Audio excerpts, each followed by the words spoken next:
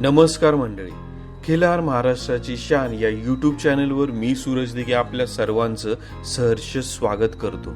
मंडळी, आज आपण एका अशा जुन्या जाणकार अभ्यासक शेतकऱ्याच्या घरी पोहोचलेलो आहोत की ज्यांची मुलाखत, ज्यांच्याकडून आपण बरीचशी माहिती ही खिल्लार कट्टा कार्यक्रमातून आपण पाहिलेली आहे आणि त्याला सर्वात जास्त पसंती तुम्ही सर्वांनी दिलेली आहे.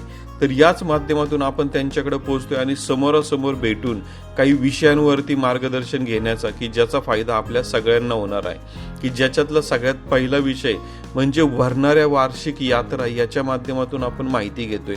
त्याचबरोबर दुसरा विषय, गाईला वासरू झालं, मग ते वासरू झाल्यानंतर त्याची वाढ पूर्ण होत नाहीये किंवा त्याला पाहिजे तसा बुजारपणा किंवा पाहिजे त्या क्षेत्रामध्ये जाण्याचं कौशल्य त्याच्याकडे येत नाही.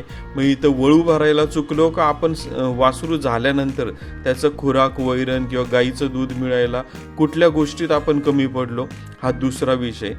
आता वळू निवडत असताना तो अचूक कसा निवडायचा, कारण शर्यतीचं जर वासरू पाहिजे असेल तर त्या दृष्टीने शर्यतीचे प्रकार बरेच आहेत. मग त्यातल्या कुठल्या प्रकाराचा वळू की जो आपल्या त्या प्रकाराच्या शर्यतीला चालेल, त्यामुळे ती अचूक निवड झाली पाहिजे.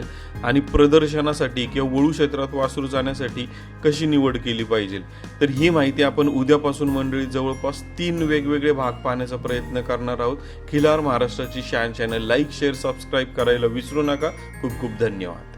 खिल्लार महाराष्ट्राची शान, खिल्लार महाराष्ट्राची शान.